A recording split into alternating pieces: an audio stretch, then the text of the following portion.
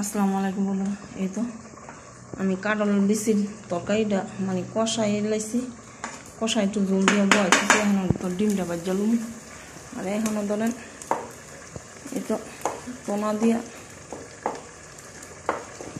এই তো হ্যাঁ খাওয়ানটাও বয়াই দিছি। ঠিক আছে, তো যাক হ্যাঁ খাওয়ানটা তো দেরি লাগবো বেশি, আমারটা তো আর দেরি লাগবে না। ঠিক আছে, এখন দিয়ে দিব পানিটা, একটু দিয়ে দিলাম, এক প্রথম দিলাম পানি।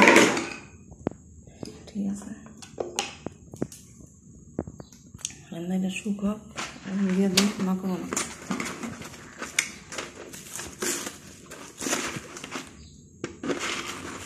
শরীরের গাম সব মানে পানি সব আছে, সব করে দিতেছে।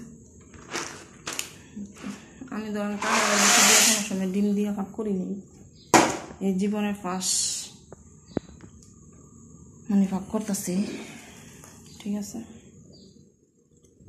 তো জানি না খাওয়াত কেমন লাগবো। এই তো আমি সব কিছু দিয়া বয়া দিলাম, কড়াই দিতেছি পুইরা। আমি এনে ভিডিও করতেছি, কড়াই এনে পুইরা যায়, তেল আগে দিয়া লই। তেলটা দিয়ে ডিম দিয়া একটু ভাজা ভাজা, বেশি ভাজলে দোষ, মানে পাশের বাড়ির ছেড়িয়ে এত নকরাম করে, এটা চিন্তা করে না যে পরে যে রাইন্দা দেয় এইটাই বেশি। আমরা হইলে চোখের সরমও কিছু কইতে পারলাম না, বাস্তব কথা যেটা। ঠিক আছে, আমরা চোখের সরমও কিছু কইতে পারলাম ওই ছেড়ে তো দুনিয়া ফিহান ফিহাই, এইটা হয় নাই তরকারি, সেইটা হয় নাই তরকারি। আরে বাবা রে, একজনে যতটা দেয় এইটাই তো বেশি। এত ভালো ফসল করার কোনো দরকার আছে?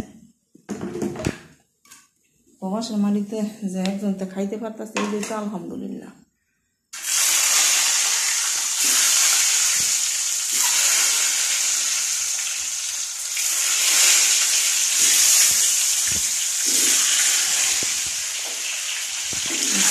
ডিম দিয়ে দিলাম, ডিমের চোখলাও রয়েছে।